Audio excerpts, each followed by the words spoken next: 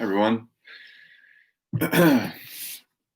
All right, so today we are continuing on into the 20th century and continuing also with a kind of materialist interpretation of history and materialist ethics, materialist philosophy. We're looking at Frantz Fanon's essay on violence in Wretched of the Earth, translated as Concerning Violence in the online version, if that's what you're looking at.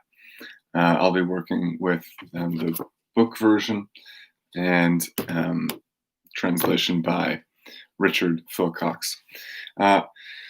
So in thinking about Frantz Fanon and this essay on violence, we are continuing some of the themes from our discussion of Marx and the German ideology. And I want to think about, among other things, the continued disconnect between idealism and materialism, the way that idealism functions within this essay on violence, and thinking about some of those sort of themes about the insufficiencies of idealism, the failures of idealism that we discussed in Marx, the idealism of the state of liberal democracy and the discrepancy between the ideals espoused and the real material situation. That's going to be one of the things that Fanon is picking up as we see, Fanon will also mention Marx explicitly, and we'll say we need to extend the Marxist critique. So I don't think it's right to think of Fanon as primarily a Marxist, certainly, but there's a lot of Marxist influence. Certainly a materialist interpretation of history, a materialist approach to philosophy and politics and ethics, and a sort of critique of of capitalism, right? Continuing Marxist critique of capitalism, but the extension of Marxist critique that Fanon has in mind is extending the sort of means by which oppression occurs to include racism, right? And racist oppression specifically through colonization.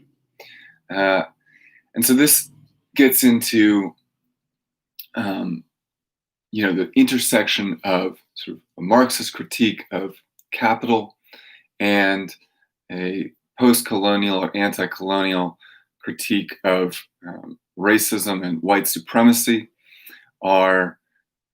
It is right, that intersection of those two critiques is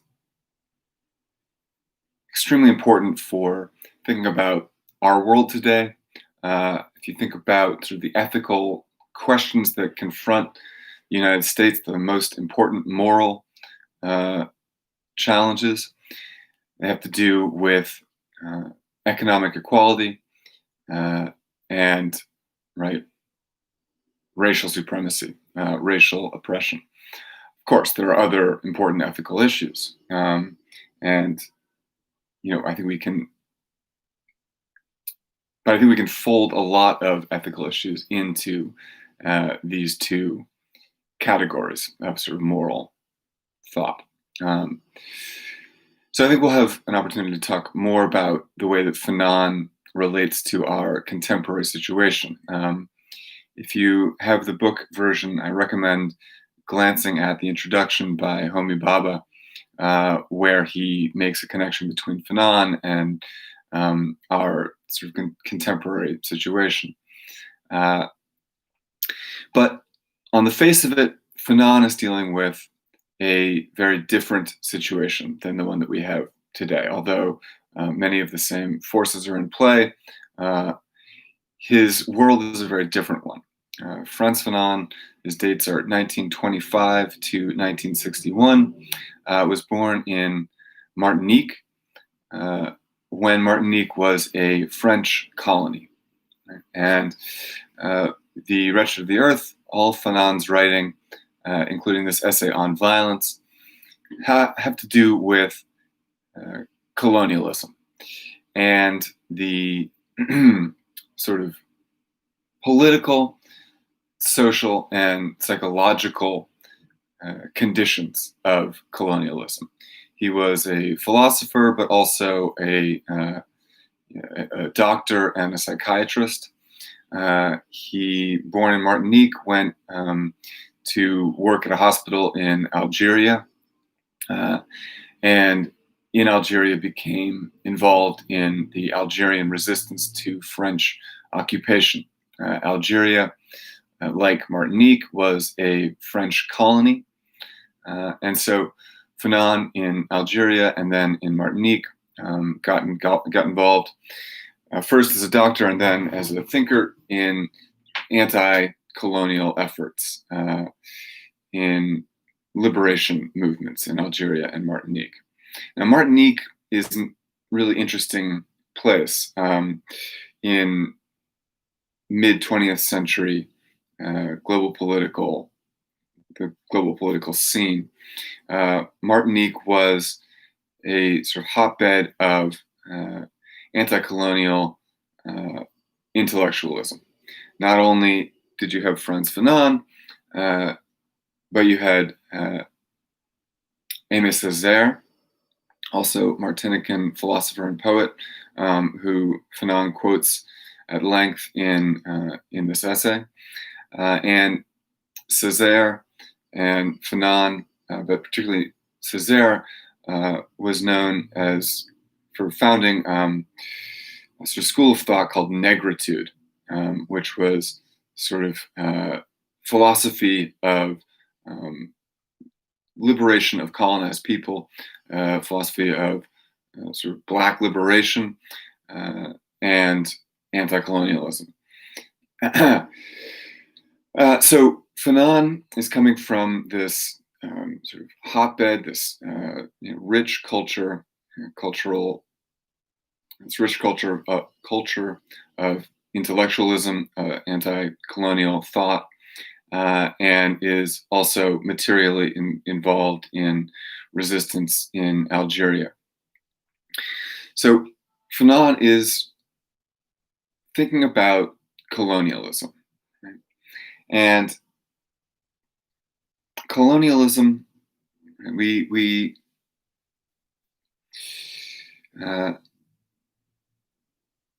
it's kind of amazing how colonialism has receded into the background of the popular imagination, I think particularly in the United States.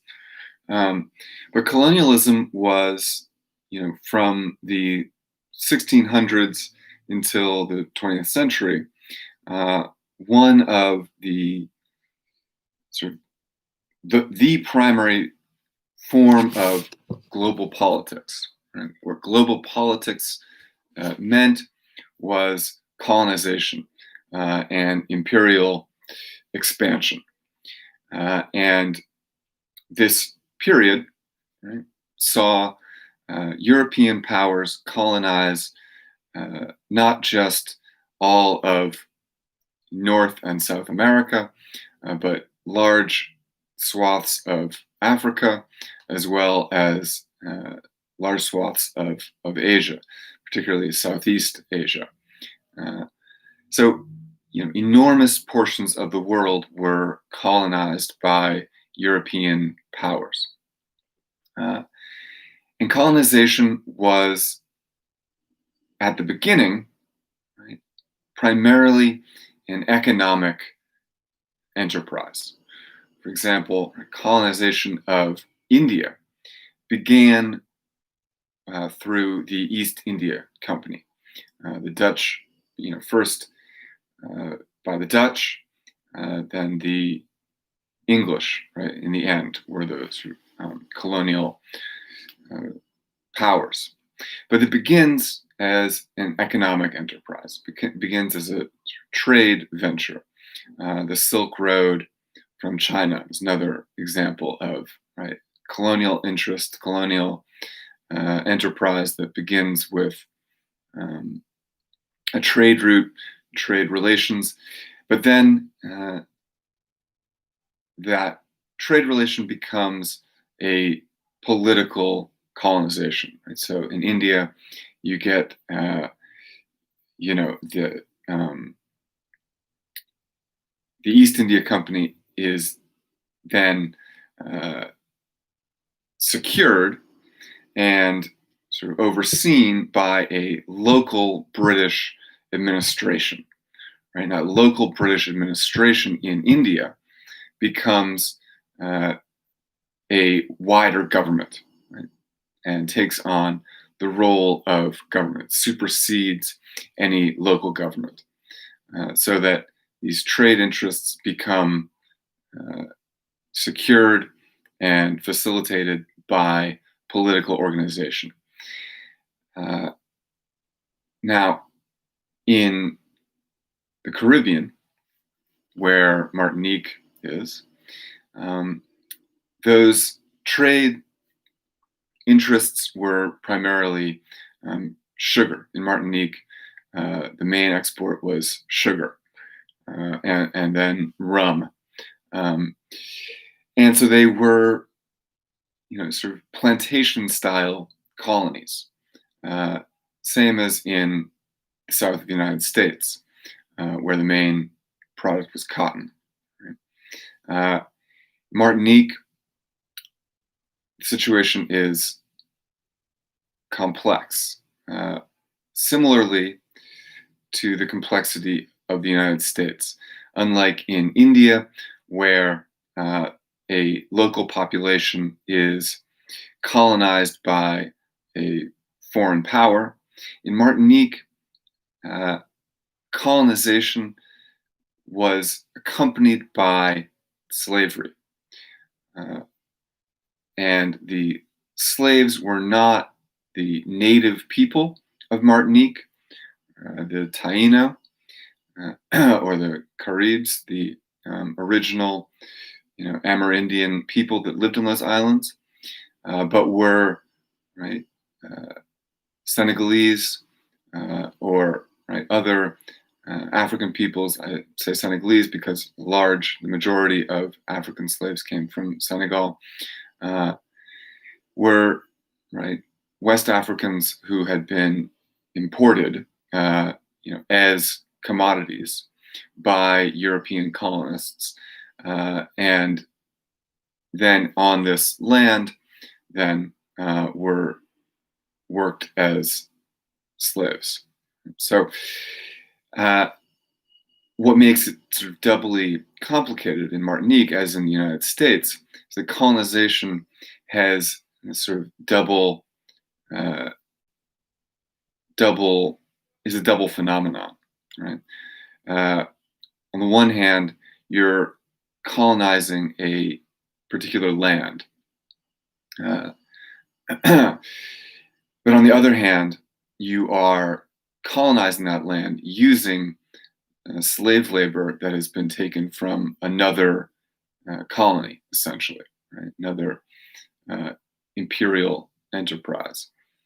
Um, so, in the United States, when we think about colonization, uh, we,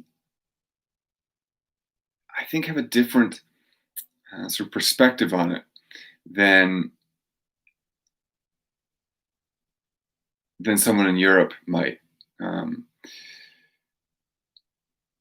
the United States obviously was a colony, uh, but unlike colonies in Africa, in East Asia, or in India, uh, the American colonies never ruled the local inhabitants, the natives, in the way that in the same way, right? There was never uh, a U.S. government that sought to sort of control the Indian population, Native American population. Instead, right, there was a genocide of the native population. Right? The native population was, by and large, wiped out, and by and large, in fact, before there was any major war between natives and the English, wiped out by disease. So, in the American situation, the colonized, right, the people that are colonized in colonialism, are occupy a very different place in society than do the colonized, say, in Mexico or any South American country, or the colonized in Korea or India. The colonized in the United States are excluded from society, right? Put on reservations, Native American reservations. They are not sort of included. Those that weren't killed are excluded from society. And so I think when we think about colonialism, of course, we should think about, Native Americans and the relation between reservations and U.S. territory. And reservations are not technically under U.S. jurisdiction, or I'm sorry, not under state jurisdictions. But we also have to think about this second part of the colonial picture, right, which is slavery. And I think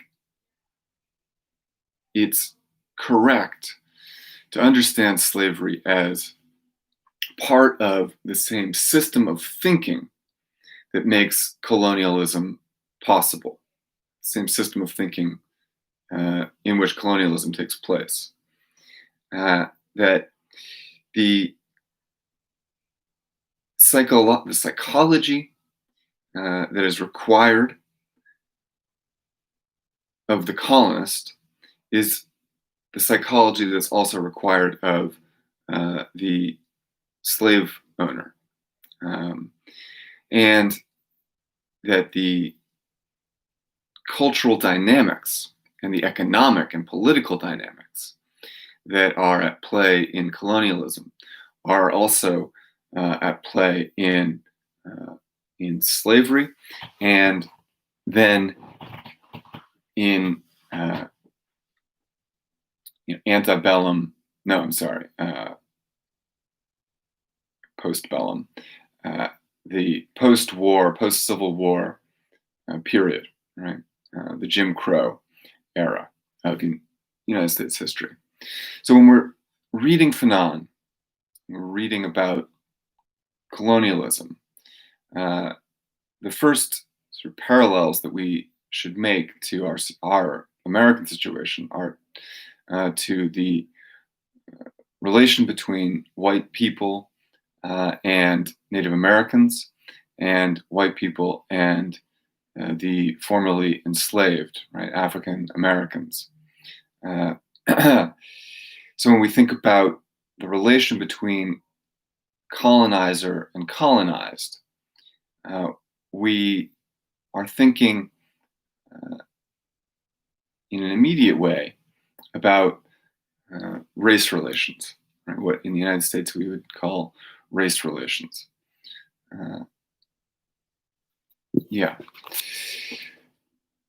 So this,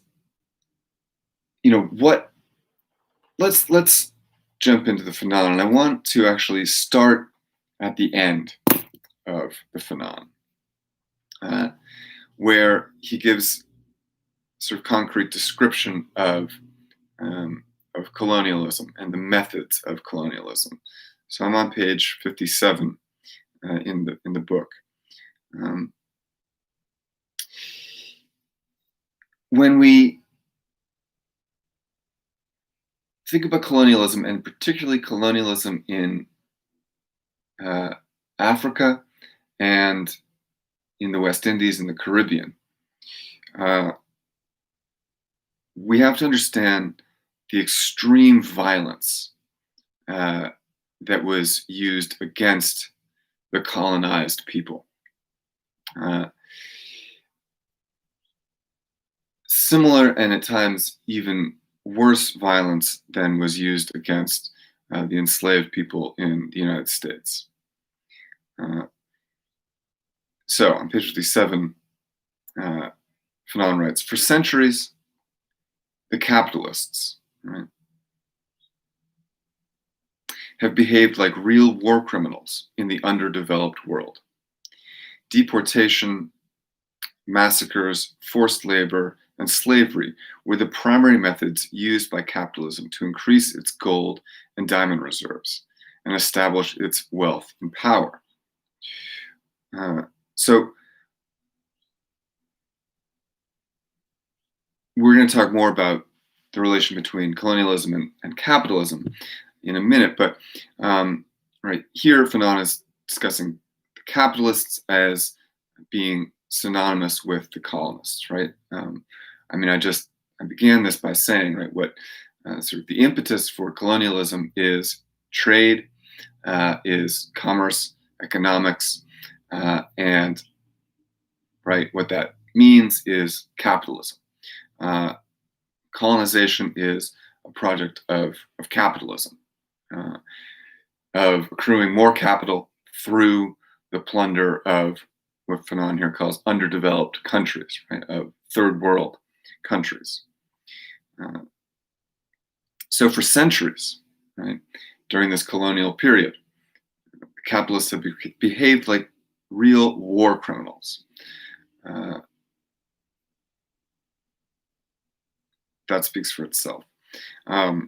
Massacres, forced labor, and slavery are the primary methods to increase gold and diamond reserves. And so what is happening in colonies and colonized countries is the accumulation of wealth through slavery and massacre. At the sugar plantations in Martinique, a slave who escaped would have their ear cut off. If they escaped a second time, they'd have their nose cut off. Third time, their hands, then their legs. Mutilation of the body, right? Extreme bodily torture and punishment was used to force people to labor. Obviously, right, why were people being forced to labor on these sugar plantations? Because sugar was an extremely valuable commodity back in Europe. Right? So the plantation owners would take all of the profits from this slave labor to enrich themselves. Right? So he goes on page 58. Today, Europe's tower of opulence faces these continents, for centuries the point of departure of their shipments of diamonds, silk, oil, and cotton, timber, and exotic produce to this very same Europe. Right? Today, this is written in 1961, a year before Fanon's death. No, I'm sorry, the year of his death. And he's saying today, Europe is looking back at these countries that it had colonized, it had plundered, and it has to face them. Right? This is the essential question Fanon is asking in or discussing in On Violence. Right?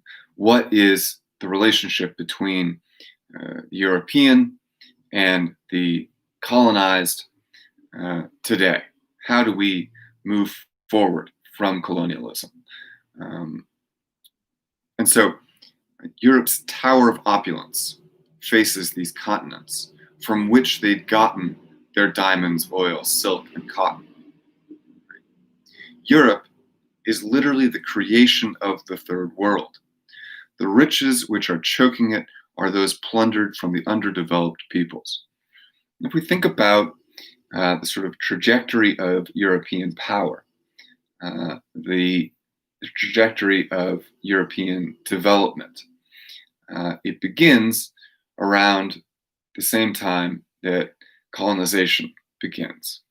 The extreme wealth of Europe, extreme wealth of the United States also, but let's leave that out of it for the moment. But the extreme wealth of Europe is a direct consequence, Fanon is pointing out, of colonization.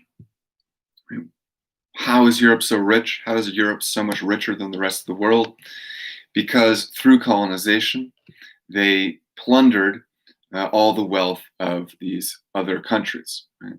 They plundered the wealth of the rest of the world in the form of diamonds, oil, silk, cotton, timber, and exotic produce. So these are the methods of colonialism and the profits of colonialism. Right? Extreme violence and oppression lead to extreme wealth and opulence. Oppression leads to this kind of extreme wealth inequality.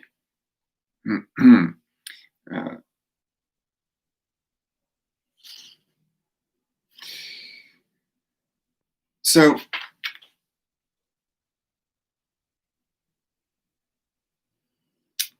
let's then go back to the beginning. Back to page 1. And think about the sort of framework that Fanon is working in. So the essay is on violence. And as we've already seen, violence is an essential part of colonization. Colonization is violence, requires violence, not just the abstract violence of sort of exploitation, right? The violence of exploitation of labor, alienation of labor, of sort of unfairly skimming profits, right? That would be the injustice that Marx sees in capitalist economy. No, right? This violence is brutally corporeal, physical, material. This violence is the engine that makes colonialism work. Right? Why do the colonized submit to being colonized, to colonialism? Because of violence and the fear of violence. Right? Why is the colonizer able to exert this control over the colonized? Because of the commission of violence, right? The violence that they do to them. So the entire colonial organization is only possible on the basis of extreme violence. So on page 1, Fanon begins. National liberation, national reawakening, restoration of the nation to the people or commonwealth, whatever the name used, whatever the latest expression, decolonization is always a violent event. Fanon is thinking about, as I said, what do we do now? It's 1961, and colonization is coming to an end.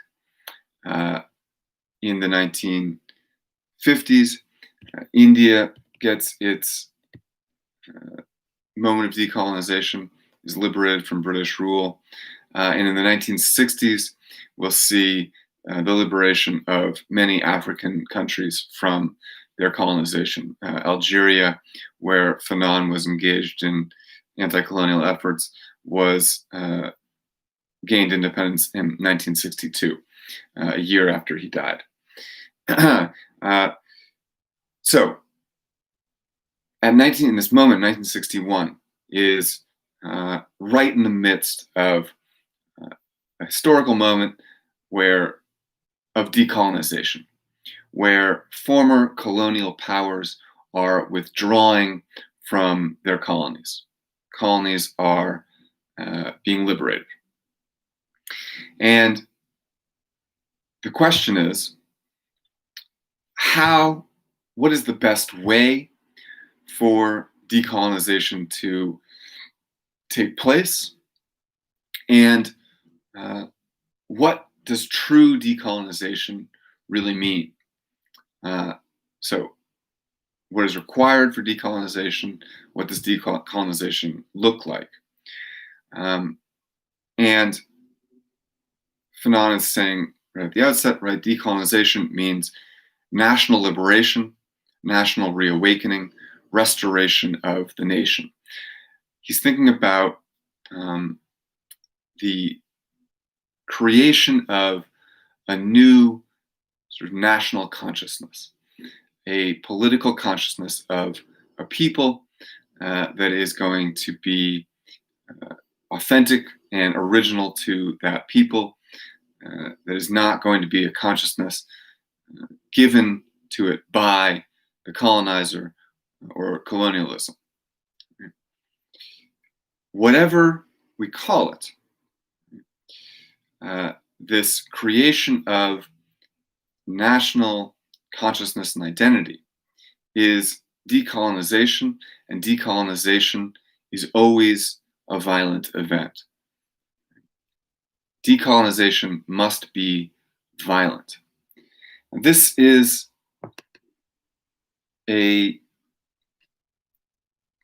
this is the first sentence of the book, and of the essay. And this is a very controversial statement, obviously. Right? Decolonization is always violent. What that means is there is a necessary violence, one that is required in order to undo a previous violence. In order to overcome the violence that has been perpetrated against the colonized, there must be violence returned to the colonizer. Some kind of violence is needed in order to get out from under the oppression of colonization.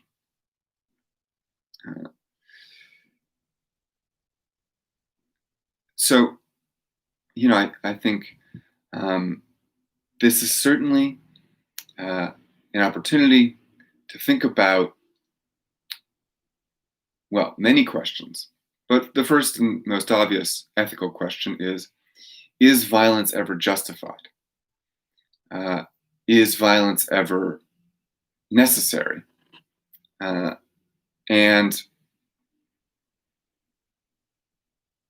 I think, that's the long and the short of it. Fanon is clearly saying, yes, violence is necessary and violence is justified.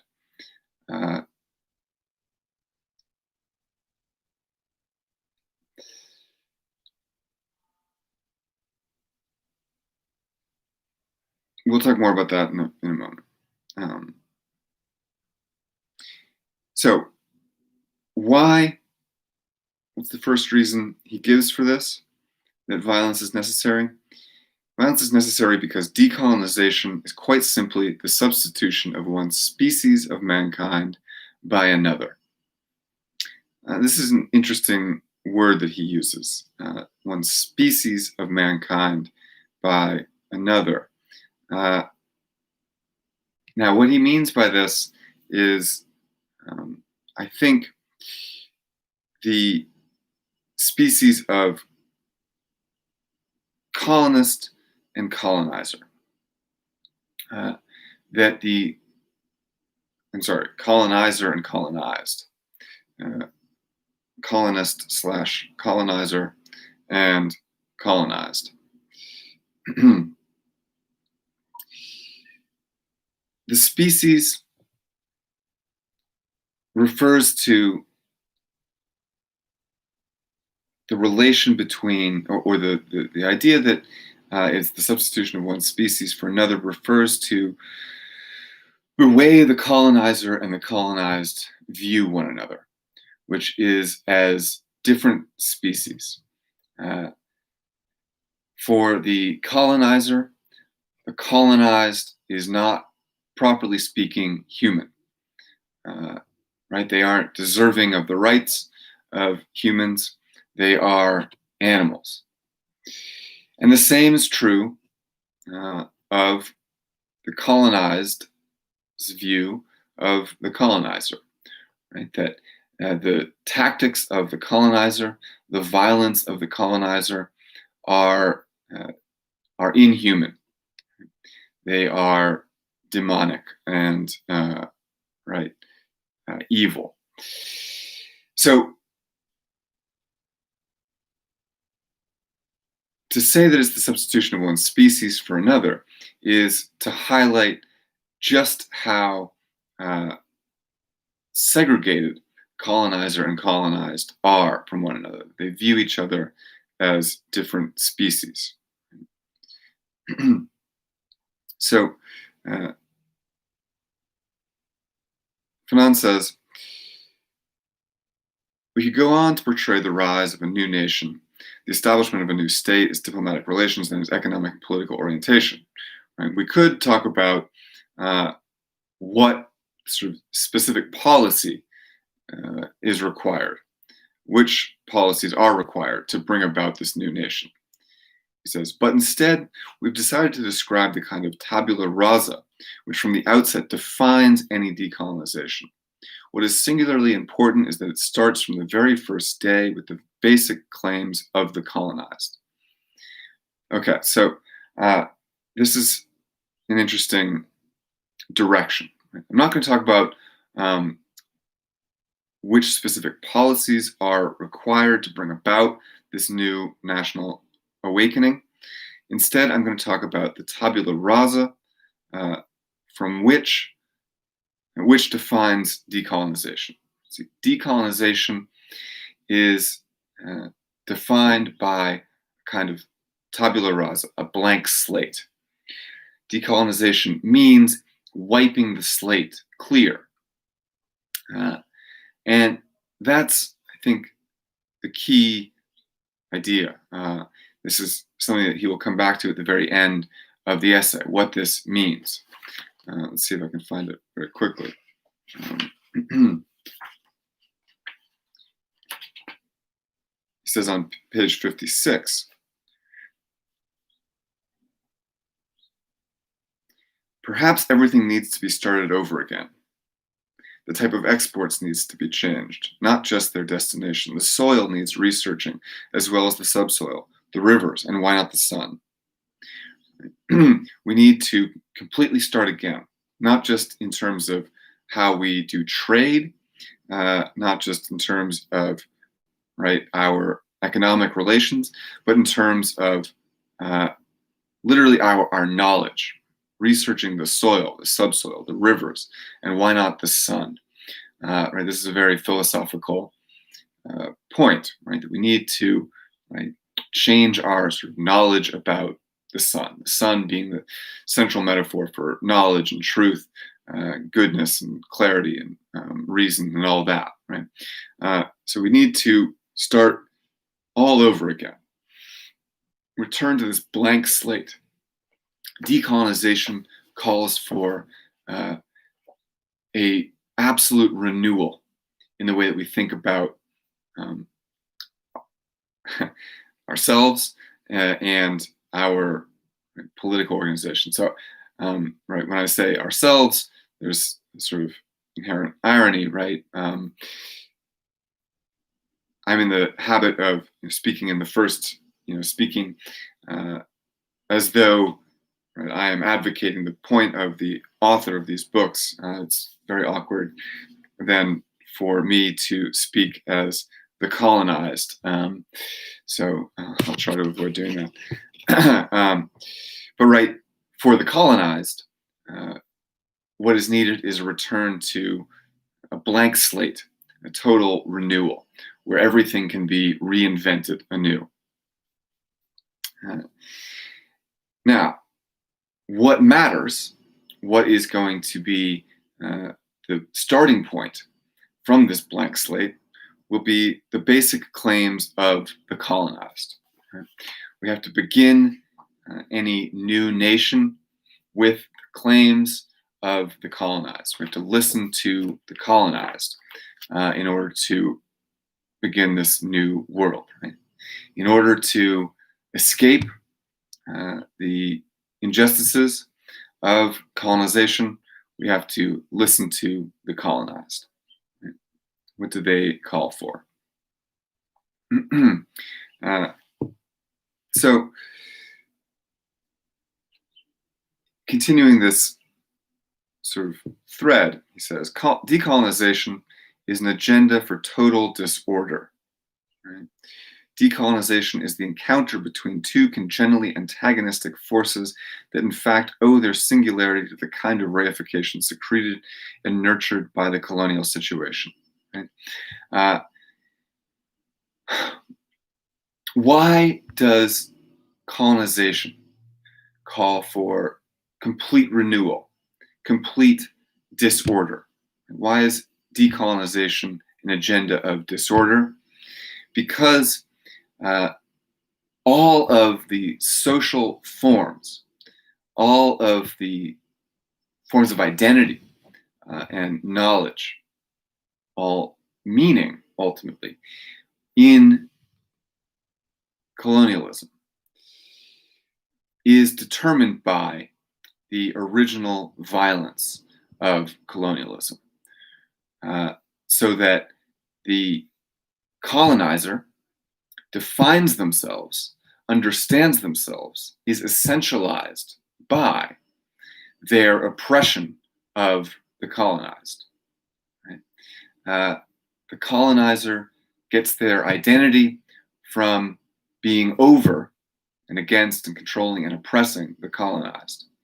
Similarly, by the same token, the colonized gets its identity and understands itself, lives its life as the colonized, right? As oppressed, as exploited, as the subject of violence. So in the colonial situation, as Fanon says, everyone's role is defined according to this system of violence. And so there's nothing within colonialism that can be salvaged which would not carry with it the reminder of this original violence. Right? It needs to be completely erased and need to start over. These two congenitally antagonistic forces, right, owe their singularity to the reification secreted and nurtured by the colonial situation. And so within colonialism, the European is reified, right, is sort of idealized and ossified into this concrete figure, the colonizer, the native, the right, colonized is reified as the oppressed. Right? That is their identity. So one can't move forward with one's identity. After colonialism, what is called for is the erasure of these essential, these identities that are essentialized through colonialism. Uh, I think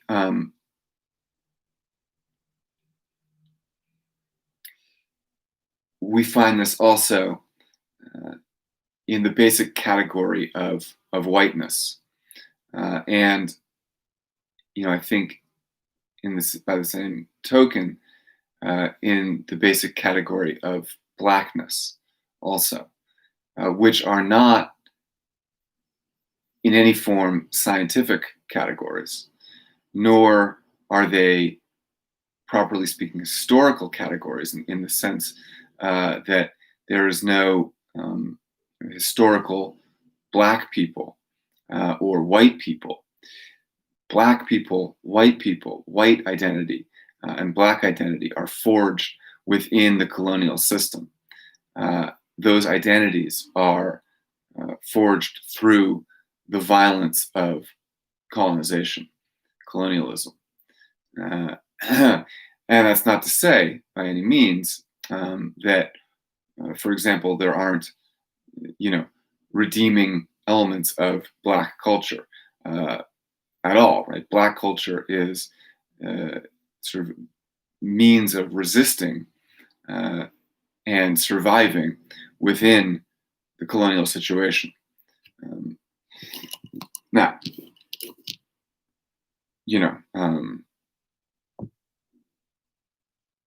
what do I know about Black culture, right? But talking about colonialism.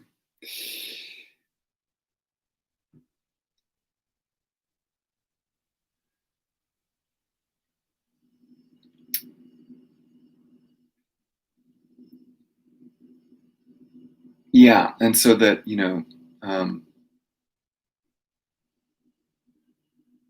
the identification of white culture is sort of general identification among colonizers, Europeans, right? Which erases ethnic and national and cultural distinctions within the boundaries of European culture, distinctions between German and French, or English and Italian, Italian to a lesser extent. And that generalization is made possible on the basis of colonization. The white colonists, whether they be Belgian, Dutch, English, French, German, and the black and brown colonized, whether they be Algerian, Senegalese, Brazilian, Argentinian, whoever, wherever you are.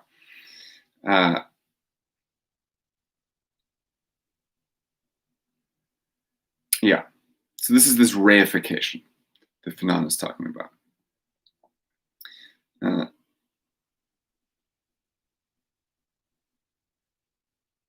So he continues on page 2. The colonist and the colonized are old acquaintances, and consequently, the colonist is right when he says he knows them. It is the colonist who fabricated and continues to fabricate the colonized subject. The colonized derives his validity, i.e., his wealth, from the colonial system.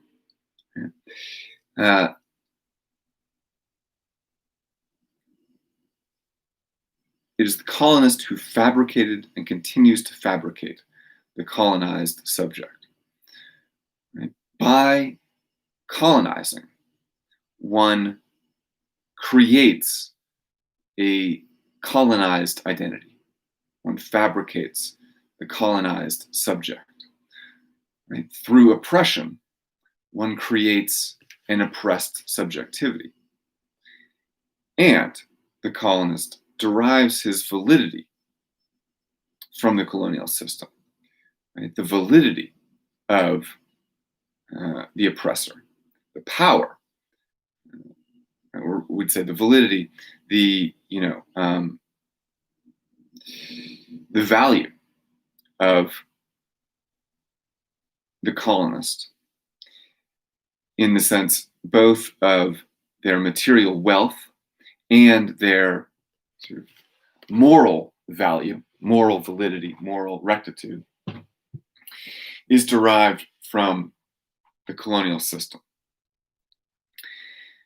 By oppressing someone, not only do I create an oppressed subjectivity, but I also create an oppressor subjectivity, right?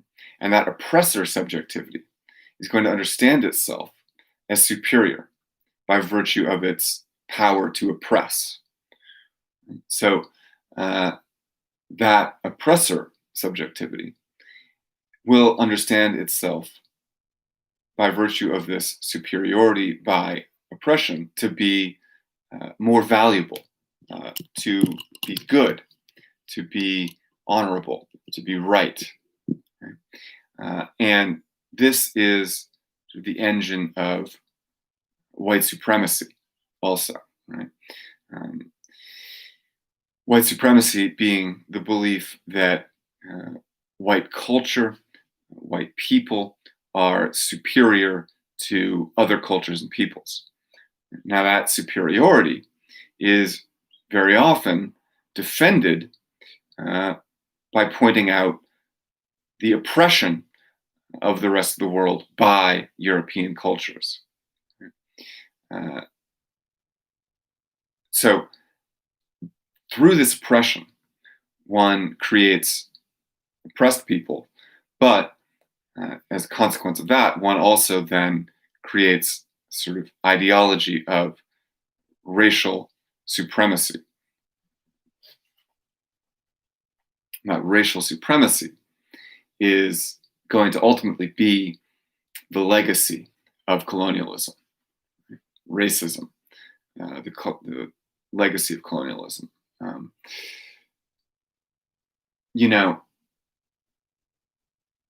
This is, I think, the key, or this is a very interesting way to think about the distinction between idealism and materialism. When, or actually, it's kind of complicated, an interesting example, but if we think about 1965 with the passage of the Civil Rights Act and the Voting Rights Act, I guess that was 64 and 65, but mid-60s, right? When there are these legislative victories for civil rights, right? The end of the Jim Crow era, segregation, and as a legally enforced policy. When that segregation ends, when it suddenly becomes illegal to have a whites only sign at your diner, it suddenly becomes illegal to have a racially segregated school.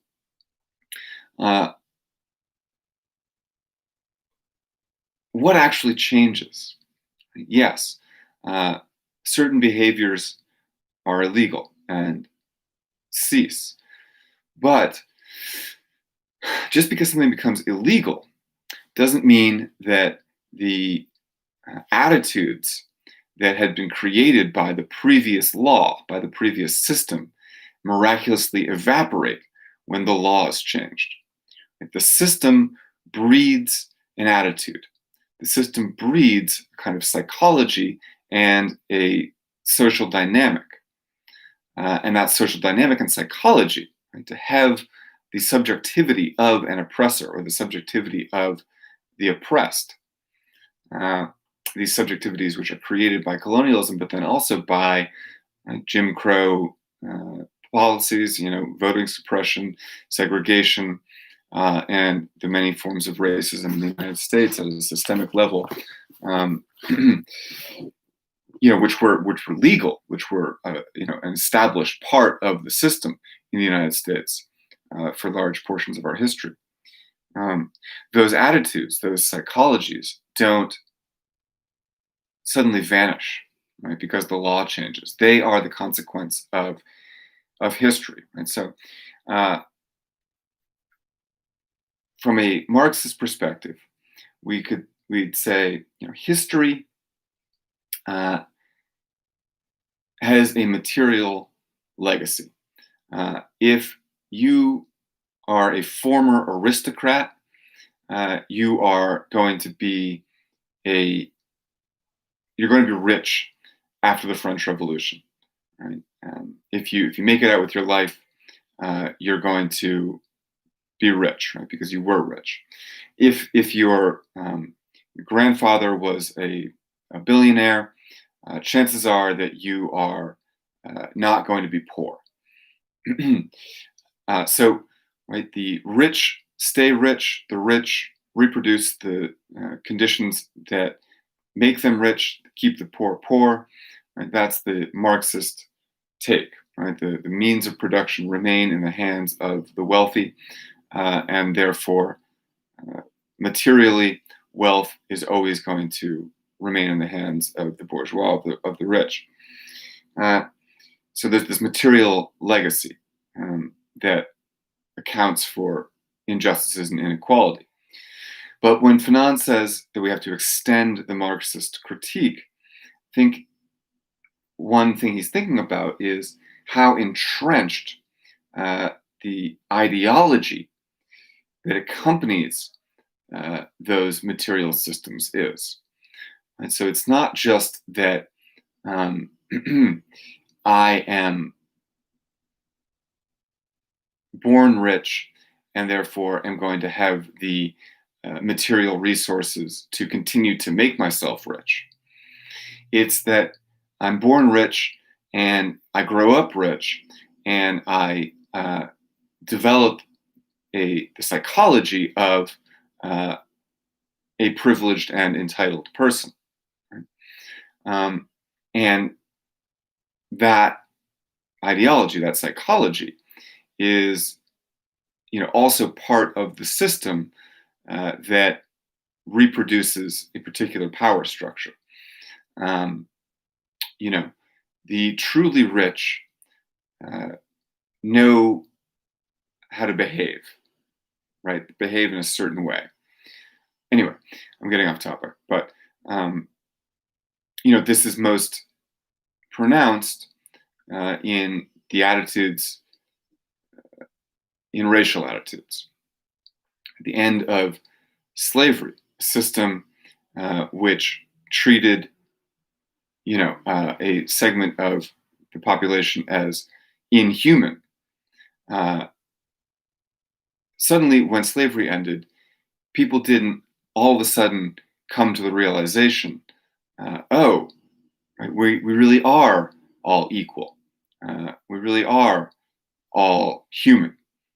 No, right? The ideology that said, the ideology of white supremacy continues. And it continues in a different form, it takes a new form. After slavery, it takes the form of Jim Crow and the control of the Black population is carried out not by the law, but by the Ku Klux Klan, by cultural institutions, that sort of thing. So these ideologies don't go away; they continue. And in order to truly decolonize, one has to combat these ideologies. Also, one has to combat the subjectivity of the oppressed, of oppression, and the subjectivity of the oppressor. And so, in fighting, for example, white supremacy, what that means is, among other things, material things, It also means fighting the right um, oppressor subjectivity that is sort of inherent in whiteness as a result of the history of oppression that's borne out in race relations. So he continues, still on page 2. Decolonization is truly the creation of new men, right? Of a new understanding of being human. Uh, so,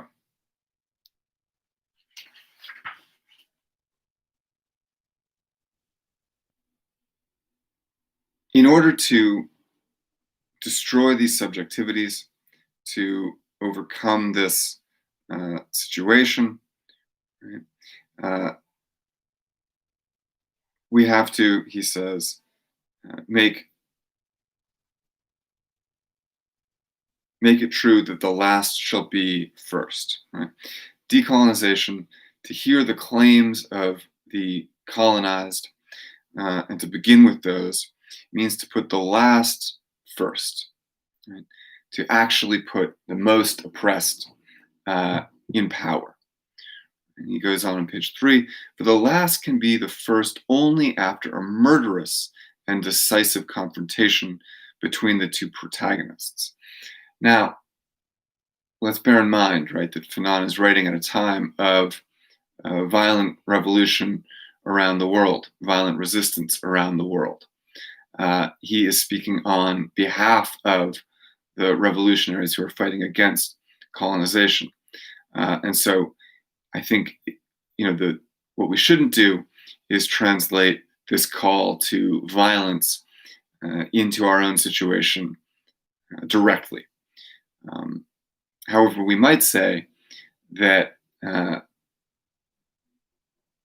understanding this context makes violence more understandable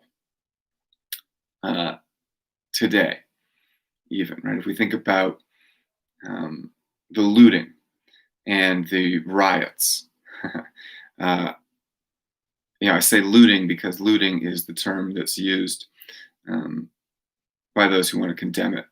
But right, what is that looting? If we look at the protests and the riots, and indeed, yes, the looting that took place after the murder of George Floyd in, was that May of this year, right? Where there's a lot of property damage, destruction of stores, of shopping centers, burning of cars, burning of buildings. That kind of violence in response to police brutality and the police carelessly killing a U.S. citizen for no reason and believing that he'll get away with it because they're black, right? When the state, baldly shows that degree of disregard, indifference to violence perpetrated against black people in this country, then we can look to Fanon and think, well, right, under those conditions, under such violent conditions of oppression, of course, a violent response is understandable, is even justified. However, right, that's not to say that violence is the best approach, or that violence is even good in any sense, right? Certainly, just to be clear, right? The Black Lives Matter movement is absolutely not a violent movement. um, it is, from first to last, a peaceful movement. And when that kind of violence crops up, it is what Fanon is talking about, right? The reaction of the masses who are not organized in a political uh, endeavor. Right? Black Lives Matter is a, doesn't have sort of centralized organization, but is a political movement. It's a political idea, and you know, as such, it is not going to endorse violence. Uh, and this is sort of the distinction that Fanon is getting into between, the political parties that are fighting for nationalization and decolonization within the system, right, participating in political organization in order to achieve decolonization, and those masses that are excluded from that political organization that are more inclined to violence and revolution as an answer for colonization. Uh, so that tension between those forces of decolonization that are engaged in political activity, right, in discussions with the colonizer, and those that are, outside of political machinations. So this situation, in which leads to this decisive confrontation between these antagonistic forces, is brought about by a completely compartmentalized world, the compartmentalization of the colonial world. And this compartmentalization takes place in schools, in work, in every element of society. Right? It is a society of two completely distinct castes.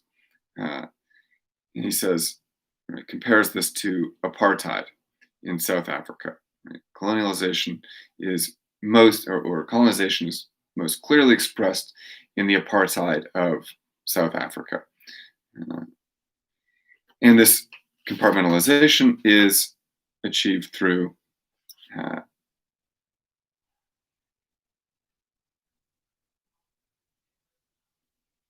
above all, the police. The colonized world is a world divided in two. The dividing line, the border, is represented by the barracks and the police stations. Right? In the colonies, the official legitimate agent, the spokesperson for the colonizer and the regime of oppression, is the police officer or the soldier. In capitalist societies, education, whether secular or religious, the teaching of moral reflexes handed down from father to son, uh, right, instill in the exploited a mood of submission and inhibition, which considerably eases the task of the agents of law and order. Okay, right. So the two main forces at the institutional level that establish and enforce this compartmentalization and segregation are the police and education. Right? The police obviously enforce this. The role of the police is not just to enforce the law, but to harass generally the colonized. Right? The colonized, as he says at one point, never knows when he's out of line. Never knows when he's going to be punished. The role of police is to constantly remind the colonized that they are being watched and controlled. Right? The police are a kind of nanny, a violent nanny. And right, this control and the abuse by the police is sort of facilitated and is made acceptable through education. Education which instills in the exploited a mood of submission and inhibition, right? Uh, Through education, the colonized are taught that they should be oppressed, that they deserve their oppressed place. Colonization teaches uh, white supremacy, right? It teaches, therefore, that the white colonists deserve to have the power to oppress. It justifies the violence that's visited upon the colonized.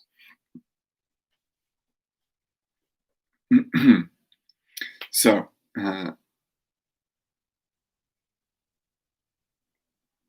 in this situation, there is obviously, uh, despite the indoctrination, sort of brainwashing that is education in the colonies, there's, of course, uh, the awareness among the colonized that they are uh, being abused and oppressed. Right? The colonized man is an envious man. The colonist is aware of this as he catches the furtive glance, the constant and constantly on his guard, realizes bitterly that they want to take our place. And it's true, there is not one colonized subject who at least once a day does not dream of taking the place of the colonist. And so Fanon will be very careful throughout this essay to say what the colonized person wants is not to become colonist, not to become oppressor, but to take the place of the colonist, to take power. A distinction between justified power and oppressive power. Right? The colonized doesn't wish to colonize and oppress the colonist, but only to take their power, to take that place, to replace them.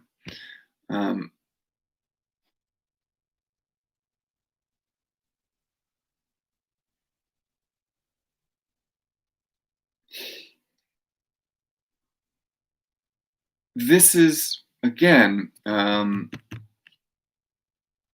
very relevant idea.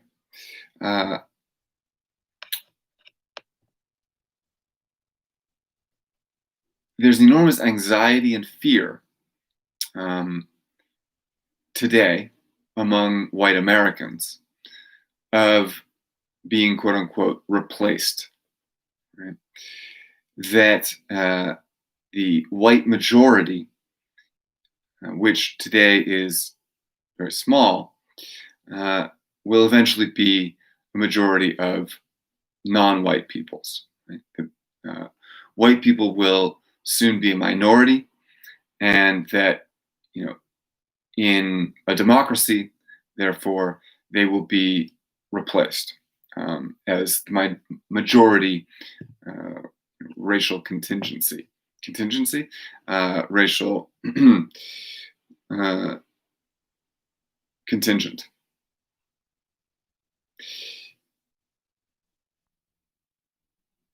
Now,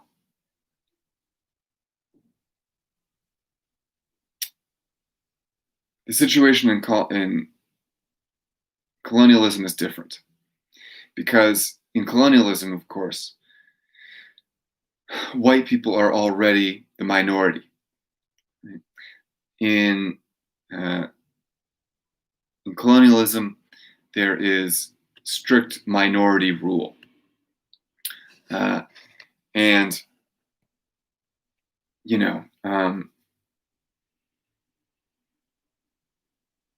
we aren't there quite yet in the United States. But I think that this anxiety on the part of white people about demographic shifts, right? The rise in population of non-white populations, rise in non-white populations, is this sort of tacit acknowledgement of the uh, of this colonial legacy. Why be afraid that non-white people are going to be a majority? Why be afraid of a day when there's a white minority? What's the source of that fear? Um, it must come from this acknowledgement that, uh, as I said, whiteness is an identity constructed on the basis of colonial violence. And that if the colonized does in fact take the position of power, the fear is that they will then exact the same violence against the white minority that the white minority did against the colonized in colonialism. So, despite sort of Fanon's insistence that violence is necessary in order to decolonize, in order to destroy colonialism, that's not the same as saying that once the colonized come to power, they will turn around and do the same violence to the former colonist. Right? No, the colonizer wants power because they want autonomy, because they want control of their own land, because they want self-determination, self-rule, right? Those Kantian values, right? To not be just the means to someone else's profit. Right? And in that desire for self-determination, there is no sort of promise of revenge or violence. The white population fears revenge. The colonist is aware of this, and he catches the furtive glances and is constantly on his guard. Right? The white population fears revenge, knowing the injustices that they've committed. But that doesn't mean necessarily that the colonized population seeks revenge.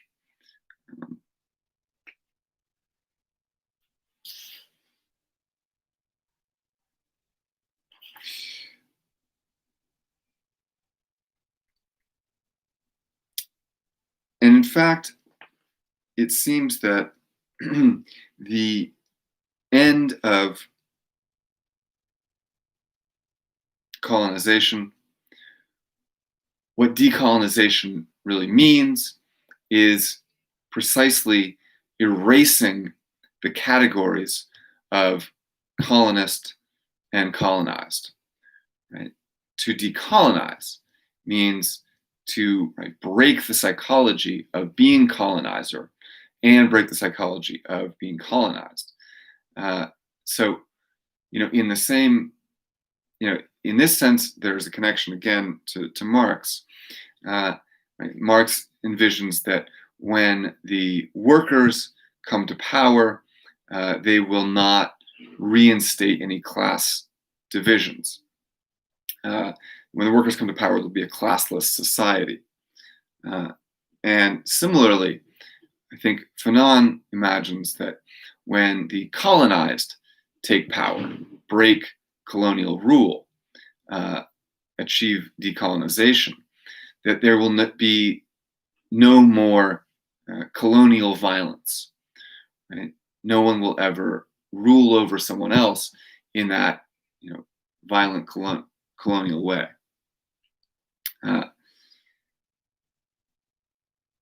That decolonization then means also breaking the absolute antagonism between these two peoples.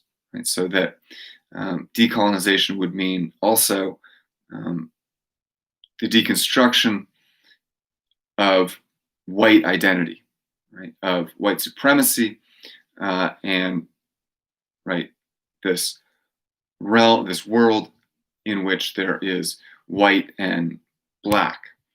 Uh, Again, not to say the erasure of black culture, or even that sort of white American culture, but to reconceive the relation between these two, to redefine the sort of memes of white and black culture, technical term, in fact, uh, and reconstruct a world that is not one of antagonism between these two, but wherein each is able to develop not in opposition to something else, but according to their own logic.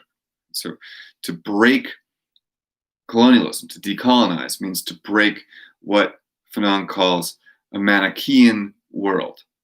This Manichaeanism, he thinks, is essential to colonialism. And Manichaean world, Manichaeanism, is the idea that there are two opposing forces that make up the universe. There's good and there's evil. There's light and there's dark.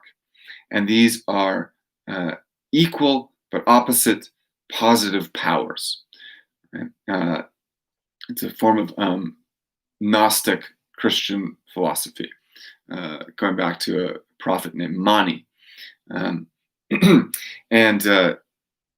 these are positive powers, meaning the evil is not just the absence of good or something like that, but there is an active evil force that is fighting against an active force of good, God and the devil.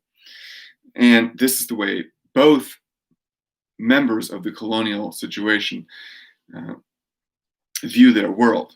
Right? For the colonized are good. The colonist is evil. Colonist, it's the reverse. Right?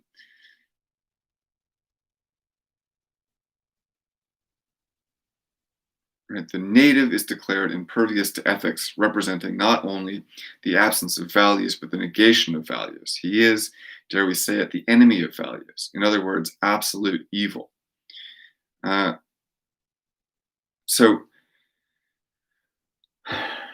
for the colonist, the colonizer has to become this figure of absolute evil,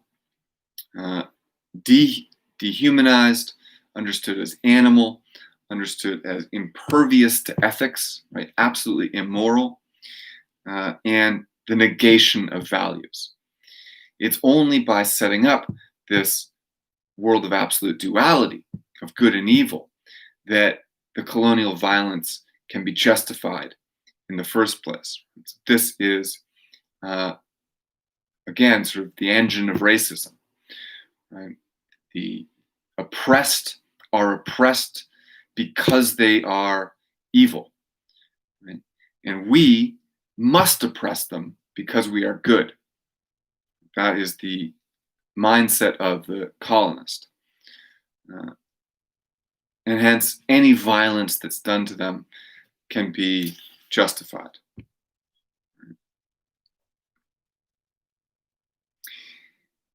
So,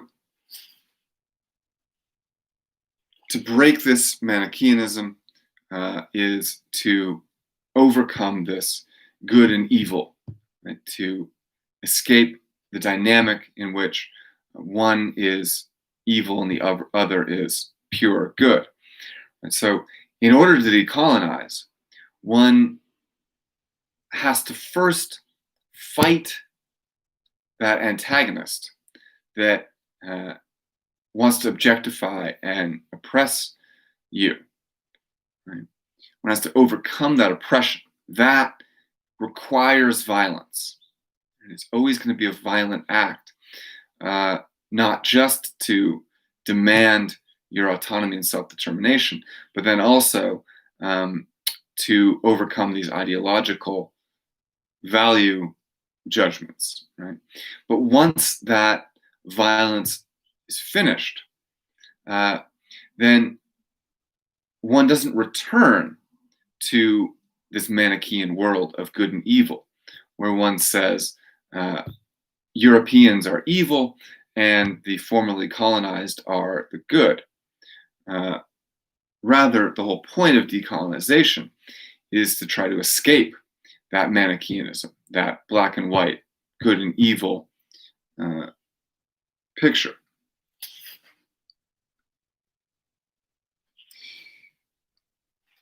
Right? And so this is how revolution begins. This is one of the conditions of revolution.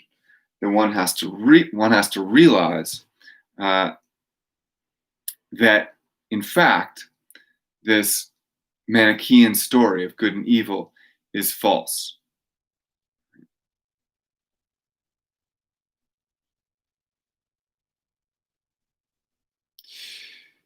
So, the colonized subject thus discovers that his life, his breathing, and his heartbeats are the same as the colonists. He discovers that the skin of a colonist is not worth more than the natives. In other words, his world receives a fundamental jolt. The colonized's revolutionary new assurance stems from this. If, in fact, my life is worth as much as the colonists, his look can no longer strike fear into me or nail me to the spot, and his voice can no longer petrify me. I am no longer uneasy in his presence. So, in order to begin decolonization, one has to recognize that the colonist is not, in fact, more valuable or better than the colonized, right? The colonized national consciousness, revolutionary consciousness, desire to and ability to overcome colonization begins by recognizing that they are not different from the colonists. Right? The skin is not worth more than the natives. And,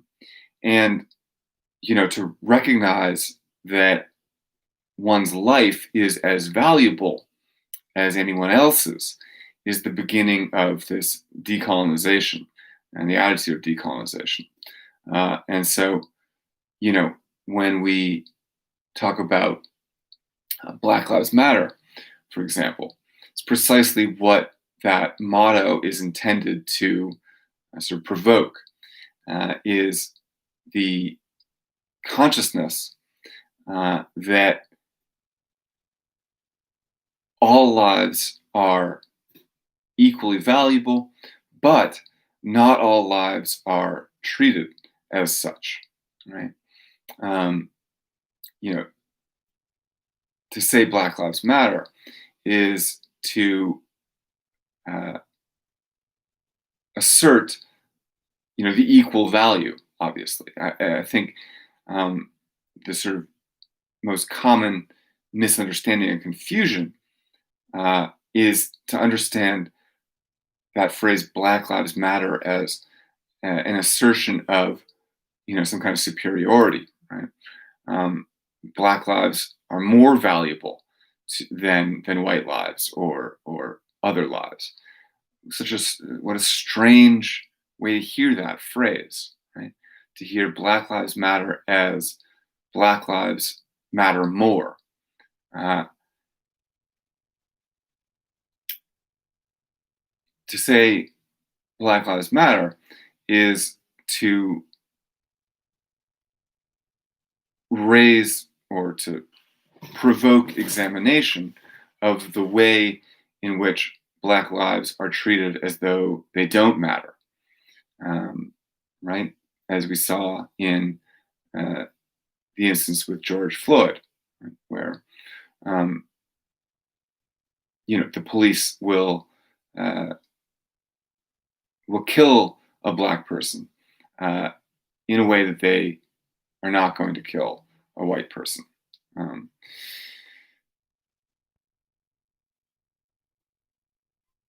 Anyway, there's plenty more to say about that. Um,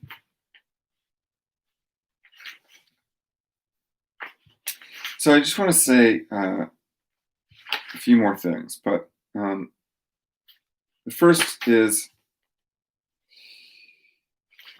this relation that I mentioned between the colonized intellectuals and the masses, right?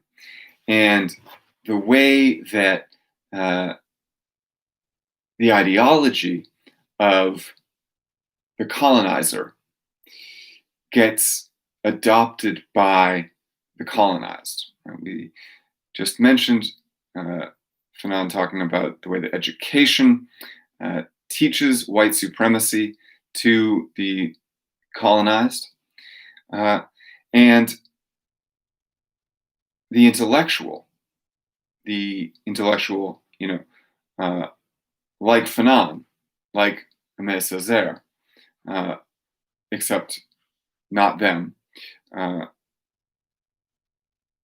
The intellectual that Fanon has in mind is the intellectual in a political party, for example.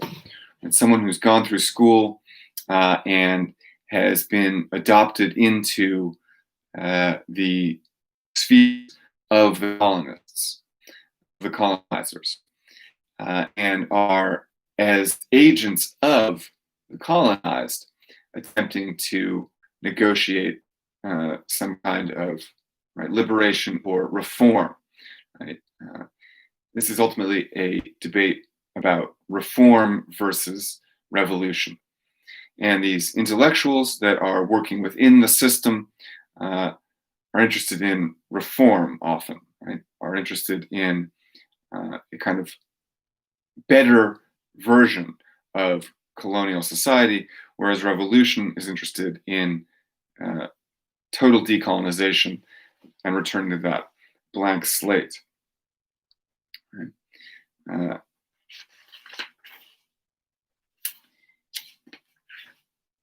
And often, right, what these intellectuals will urge is nonviolence.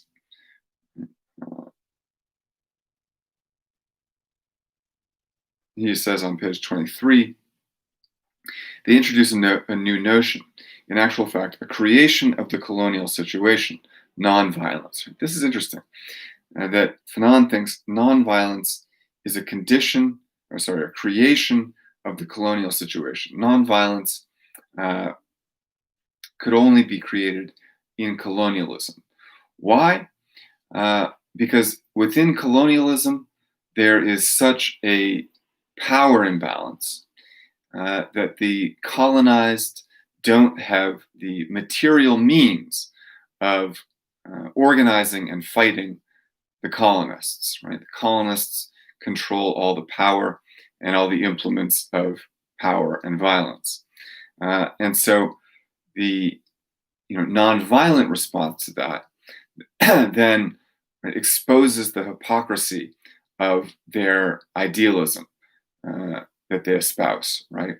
If they're going to be, deem themselves the good, the virtuous, that's very difficult if they are, beating and attacking and murdering nonviolent resistors. Right? So it exposes the hypocrisy of their idealism.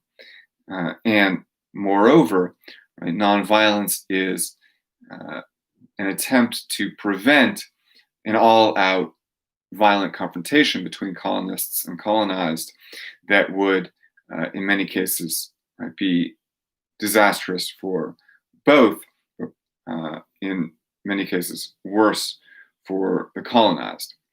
So he says, nonviolence is an attempt to settle the colonial problem around the negotiating table before the irreparable is done, before any bloodshed or regrettable act is committed.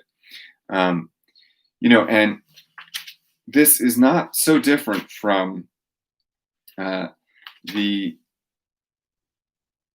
nonviolence in the United States, right? Where if you think about for example, interrelation between Martin Luther King and Malcolm X, what you see is that Martin Luther King, the proponent of nonviolence, is constantly referencing and alluding to Malcolm X and Malcolm X's much more comfortable relationship with violence and his militancy, right? And Martin Luther King will say, violence, nonviolence is the better means of achieving this, but waiting in the wings is violence, right? If you don't respond to nonviolence, then the next step is violence. And he wasn't advocating violence; he was playing off of Malcolm X. You know, yeah. All right. So the final thing that I want to touch on here is the way that colonization continues after the end of colonial regimes around the world. And this is something Fanon talks about in some detail, and which again, Homi Bhabha does a nice job with in his introduction. But after, the violence, the resistance begins in colonial countries, often what happens is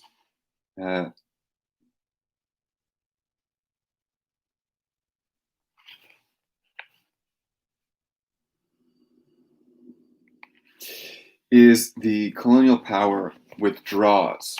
Right? Sorry, I'm looking for this one passage. Withdraws and gives power willingly over to the colonized. Right? But they do that not to give up control, but rather to maintain control in a more viable way.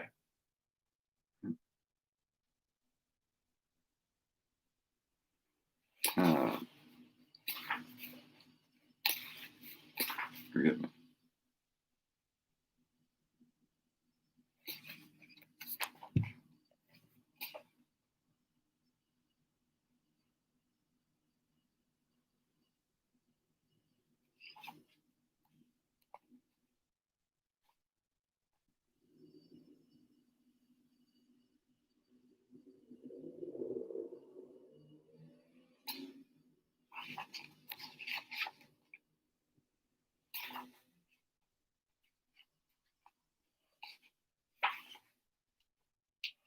I'm sorry, I lost this quote.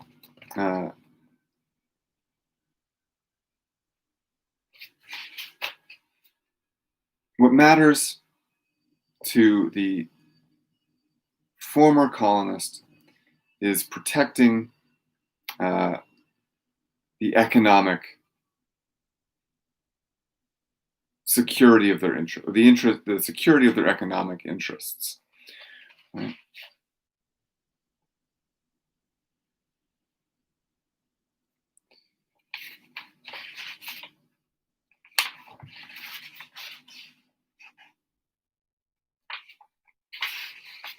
Yikes.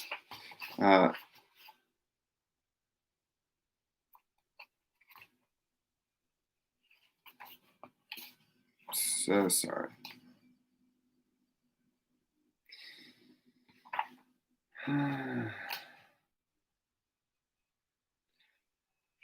So I'll just summarize. Seeing that violence is on the horizon, that violence is unavoidable, and that decolonization is going to be a disaster for the colonizing country, that the colonists are going to lose.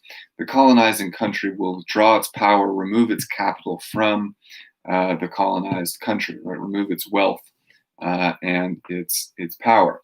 It will give control to the colonized people. But that colonized people will have this country that is now drained of all its resources, right? Drained of its money, its capital, and its organizing powers. And so in order then to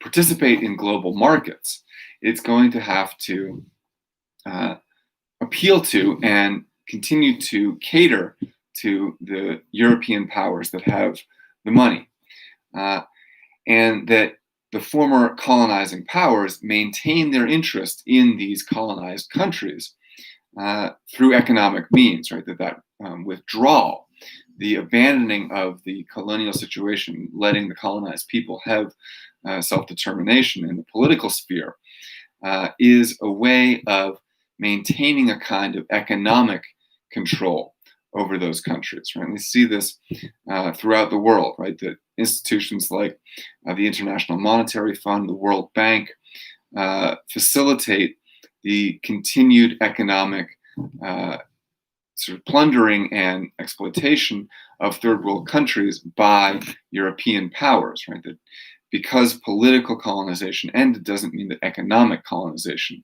has ended. And when you think about global politics today, and what our interests are, what European and American interests are around the world, they're largely in maintaining exploitative relationships with third world countries that are former colonies. So colonization, in the same way, for example, that after slavery ended, people didn't suddenly realize, we shouldn't be racist. Instead, racism took new forms, found new means of expression. The same is true of decolonization. Once political colonization ended, the sort of instruments of colonization moved into a different sphere, this economic sphere. And so decolonization remains a sort of project at the level of global politics when we think about the economic exploitation of these former colonies. That's still happening. All right, so that's it for Fanon. We'll have more of this next week.